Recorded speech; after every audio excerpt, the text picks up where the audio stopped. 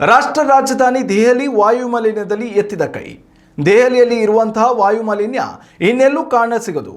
ದೆಹಲಿ ಸರ್ಕಾರದ ಹರಸಾಹಸದ ನಡುವೆಯೂ ಮಾಲಿನ್ಯ ಮಾತ್ರ ನಿಯಂತ್ರಣಕ್ಕೆ ಬರುವ ಲಕ್ಷಣ ಕಾಣುತ್ತಿಲ್ಲ.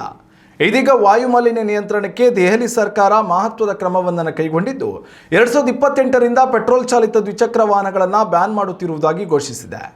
2026ರಿಂದ 2030ರ ಕರಡು ಎಲೆಕ್ಟ್ರಿಕ್ ವಾಹನ ನೀತಿಯನ್ನು ಬಿಡುಗಡೆ ಮಾಡಲಾಗಿದ್ದು, ಇದರಲ್ಲಿ ಪೆಟ್ರೋಲ್ ಚಾಲಿತ ಬೈಕ್, ಸ್ಕೂಟಿಗಳನ್ನು ಬ್ಯಾನ್ ಮಾಡಲಾಗಿದೆ ಹಾಗೂ ಎಲೆಕ್ಟ್ರಿಕ್ ದ್ವಿಚಕ್ರ ವಾಹನಗಳ ಬಳಕೆಗೆ ಉತ್ತೇಜನ ನೀಡಲಾಗಿದೆ. ಇದರ ಪ್ರಕಾರ 2027ರ ಜನವರಿ 1ನೇ ತಾರೀಕಿನಿಂದಲೇ ಪೆಟ್ರೋಲ್ ಚಾಲಿತ ತ್ರಿಚಕ್ರ ವಾಹನ ನಿರ್ಬಂಧಗೊಳ್ಳಲಿದೆ. ಇದಾದ ಬಳಿಕ ಅಂದರೆ 2028ರ ಜನವರಿ 1ರಿಂದ ಪೆಟ್ರೋಲ್ ದ್ವಿಚಕ್ರ ವಾಹನಗಳಿಗೂ ಗೇಟ್ ಪಾಸ್ ನೀಡಲಾಗಿದೆ. ಶಾಲಾ ವಾಹನಗಳಲ್ಲಿಯೂ ಎಲೆಕ್ಟ್ರಿಕ್ ವಾಹನಗಳನ್ನು ಬಳಸುವಂತೆ ದೆಹಲಿ ಸರ್ಕಾರ ಉತ್ತೇಜನ ನೀಡುತ್ತಿದೆ. ಇನ್ನು ಜನರನ್ನು ಎಲೆಕ್ಟ್ರಿಕ್ ವಾಹನಗಳ ಬಳಕೆಗೆ ಉತ್ತೇಜನ ನೀಡುವ ನಿಟ್ಟಿನಿಂದ ರಸ್ತೆ ತೆರಿಗೆ ಹಾಗೂ ನೋಂದಣಿ ಶುಲ್ಕಗಳಲ್ಲಿ 100% ವಿನಾಯಿತಿಯನ್ನು ನೀಡಲಾಗಿದೆ. ಉತ್ತಮ ಸಂಸ್ಕಾರಯುತ ಶಿಕ್ಷಣದೊಂದಿಗೆ VSS English medium CBSE school Udupi Muddur. ನರ್ಸರಿಯಿಂದ 10ನೇ ತರಗತಿವರೆಗೆ ಶಿಕ್ಷಣದ ಜೊತೆಗೆ 5ರಿಂದ 10ನೇ ತರಗತಿವರೆಗಿನ ವಿದ್ಯಾರ್ಥಿನಿಯರಿಗೆ ಉತ್ತಮ ಹಾಸ್ಟೆಲ್ ಸೌಲಭ್ಯವೂ ಇದೆ.